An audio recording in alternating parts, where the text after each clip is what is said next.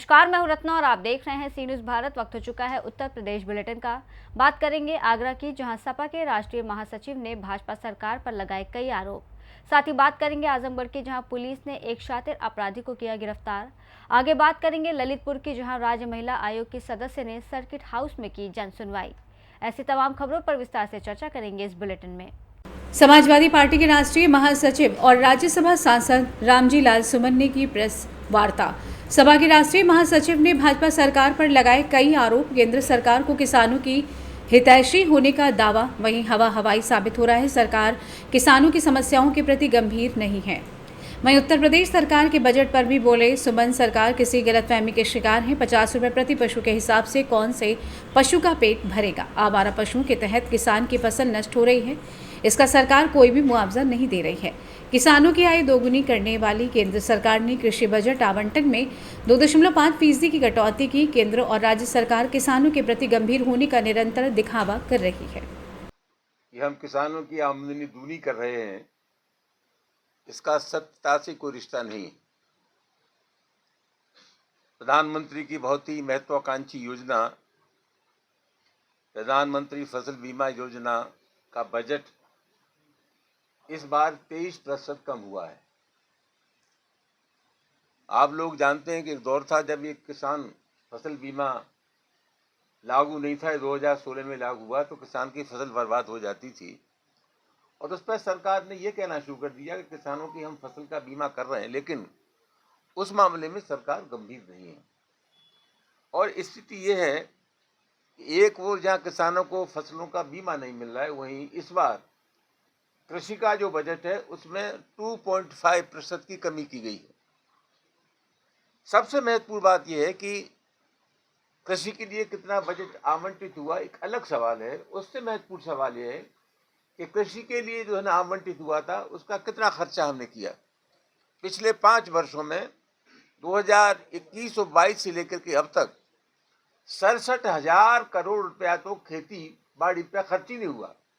कुल मिलाकर के 5 वर्षों में कृषि के लिए जो धन आवंटित हुआ था उसका 67,000 करोड़ रुपया खर्च नहीं हुआ। इसका सीधा मतलब ये कि ये सरकार किसानों की समस्याओं के प्रति गंभीर नहीं है।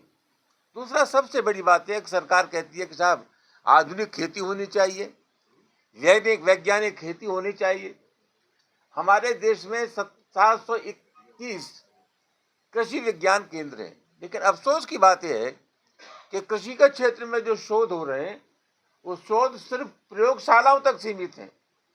वो शोध जमीन पर कहीं नहीं उतर रहे हैं जिससे किसान वैज्ञानिक पद्धति से अपनी खेती करना शुरू करें।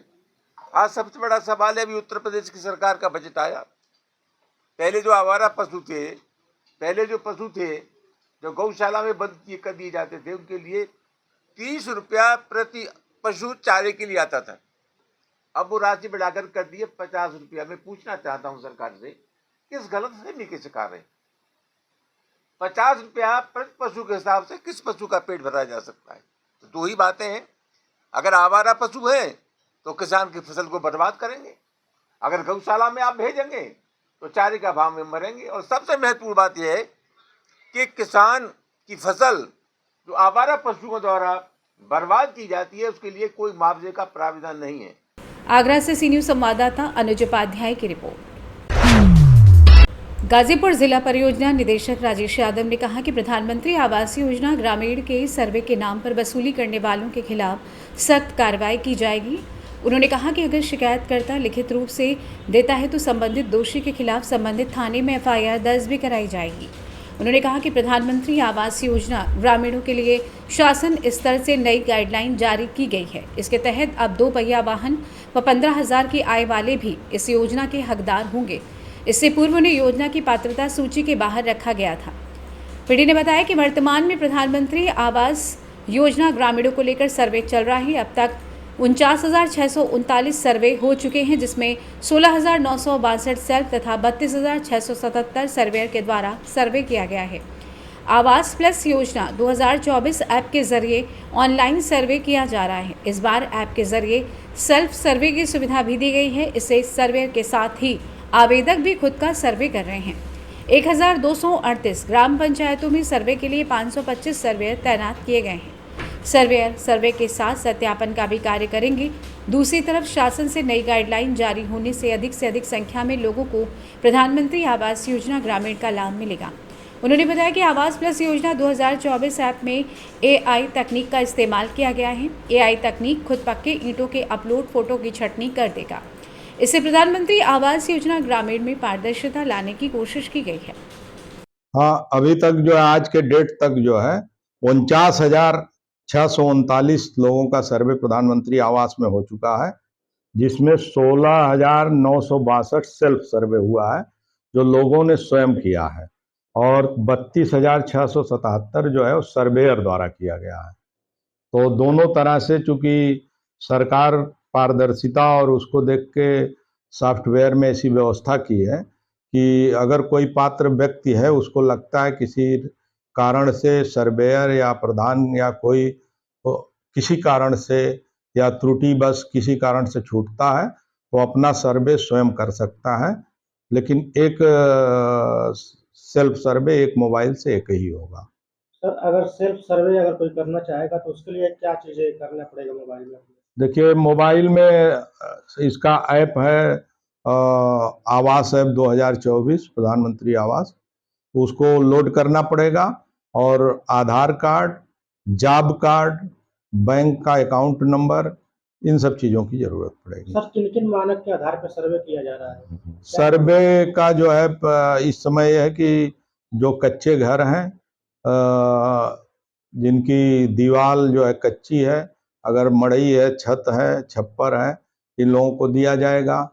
2 पहिया वाहन, पिछले सर्वे में था कि 2 पहिया वाहन वालों को नहीं दिया जा रहा था, इस बार 2 पहिया वाहन वालों को छूट दी गई है। गाजीपुर से सी न्यूज संवाददाता हसन की रिपोर्ट। राज्य महिला आयोग की सदस्य ने सर्किट हाउस में की जन सुनवाई। भूमि संरक्षण विभाग की योजना धरातल पर नहीं होने और फर्जी चिकित्सक वाले मामले में बौखलाई राज्य महिला आयोग सदस्य नदारद रहे भूमि संरक्षण विभाग के कर्मचारी। ललितपुर के PWD सर्किट हाउस में राज्य महिला आयोग सदस्य अर्चना पटेल ने 25 महिला शिकायतकर्ताओं की शिकायतों को सुनने के तदुपरांत संबंधित विभाग के प्रभारी को दिए दिशा निर्देश।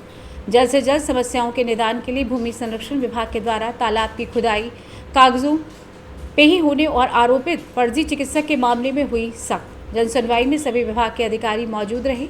सिर्फ भूमि संरक्षण विभाग के अधिकारी छोड़कर राज्य महिला आयोग अर्चना पटेल ने हर एक महिला को आश्वस्त किया कि महिला आयोग हर सुख दुख में आपके साथ खड़ी है। हमारा नाम मेघा रानी है। कहाँ की निवासी हैं आप? हम बगरिया के। अच्छा, क्या समस्या लेकर आए थे? हमारी समस्या जी है कि जो हमारे अंकल जी हैं तो उनका खेत तालाब अनुदान करवाया था हमने, तो उसके 2023 में, तो अभी तक कोई सुनवाई नहीं हुई। उसके 57,000 रुपये निकाल लिए गए हैं। अरे संबंधित अधिकारी के पास आप गई थी, इस समय बताया तो क्या बोले? उन्हें बोलिए कि अभी आगे कार्रवाई हम लोग करेंगे। अच्छा, पैसे निकल गए लेकिन तालाब नहीं खुला नहीं है। खुला। तो क्या मांगे आपकी, क्या चाहती हैं? हमारी जी चाहती है कि और आगे कार्रवाई की जाए और हमें न्याय चाहिए। क्या कितने मामले आए और कितने का निस्तारण तुरंत हुआ है? धन्यवाद मीडिया बंधुओं। आज 27 तारीख की हमारी जन सुनवाई में कुल 25 प्रकरण आए हैं, जिसमें कुछ राशन कार्ड वाले हैं, कुछ पुलिस विभाग से संबंधित हैं, कुछ भूमाफिया वाले हैं, कुछ आपत्तिजनक टिप्पणी वाले हैं जी। और कितने का निस्तारण तुरंत किया गया है? अभी निस्तारण कोई नहीं हुआ है मौके पर। अच्छा मैडम, सरकारी योजना की जो लाभ के लोगों लाभार्थियों के पास नहीं पहुंच पा रहा है, बीच में ही गायब हो गया, ऐसा प्रकरण आया है, इस संबंध में आपका क्या है? अभी मैंने अधिकारी को बुलाया है, भूमि संरक्षण अधिकारी को आने दो, उसके बाद उनसे सवाल जवाब किया जाएगा। अभी मेरे संज्ञान में आया है मैटर। अच्छा, आपत्तिजनक जो टिप्पणी वाला जो मामला आया है, जिसको लेकर कहावतें कही जा रही हैं बुंदेलखंड को जहाँ पर आड़ में लगाकर, इस संबंध में क्या है? बिल्कुल इस पर तुरंत कार्रवाई होगी। दोषियों को किसी भी कीमत पे बख्शा नहीं जाएगा। कोई सरकारी टीचर भी है और दोनों तरफ से कार्रवाई होना चाहिए थी, और कहीं ना कहीं प्रार्थना पत्र देने वाले लोग निराश नजर आए इस मामले में। बिल्कुल अब मेरे संज्ञान में आया है मैटर, उस पर सख्त से सख्त कार्रवाई होगी, किसी भी कीमत पर बख्शा नहीं। ललितपुर से सी न्यूज संवाददाता विकास सोनी की रिपोर्ट। आजमगढ़ में वरिष्ठ पुलिस अधीक्षक हेमराज मीना के निर्देशन में 27 फरवरी 2025 को तहबरपुर थाना पुलिस और स्वाट टीम ने अवैध शस्त्र फैक्ट्री चलाने वाले एक अपराधी को गिरफ्तार किया। आरोपी के पास से 7 पूर्ण निर्मित तमंचे, 3 अर्धनिर्मित तमंचे, 1 कारतूस और तमंचा बनाने के 167 उपकरण बरामद हुए हैं। अभियुक्त ने पूछताछ में बताया कि वो कई वर्षों से अवैध असलहा बनाने का कार्य करता था, जिससे वो कबाड़ी की दुकान से सामग्री खरीदकर रात में अपने घर पर बनाता था और अच्छे दामों पर बेचता था।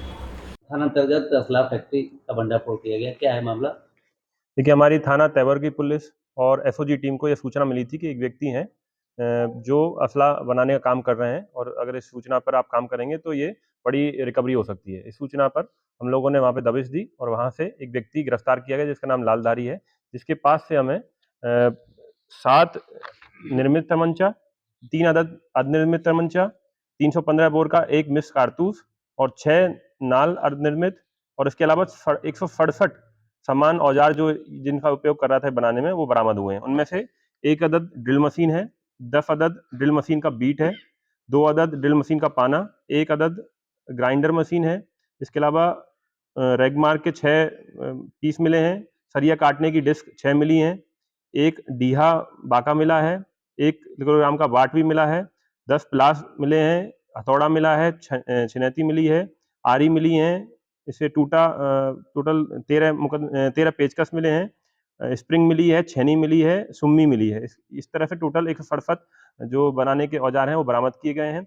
यह पूर्व में भी इसी असला फैक्ट्री बनाने में जेल में जा चुका है। उसके ऊपर पूर्व से लगभग 12 मुकदमे इसमें दर्ज हैं, और इसके पूरे गिरोह की और जिस तरह से ये बनाता था सबकी जानकारी हमारे द्वारा की जा रही है, और इसमें जो भी आगे तथ्य प्रकाश में आएंगे उसके आधार पर कार्रवाई की जाएगी। देखिए, ये सब विस्तृत जानकारी इसके बारे में की जा रही है। इसने बताया कि मैं आसपास के जनपदों में जो भी मेरे को ऑर्डर देता था मैं उनके लिए बनाता था। सबकी गहनता से जांच की जा रही है। जो जिन्होंने इसमें असला खरीदा होगा या जो खरीद रहे थे उन सबकी जानकारी करके उनको भी गिरफ्तार करके जेल भेजा जाएगा। आजमगढ़ से सी न्यूज संवाददाता सीबी भास्कर की रिपोर्ट।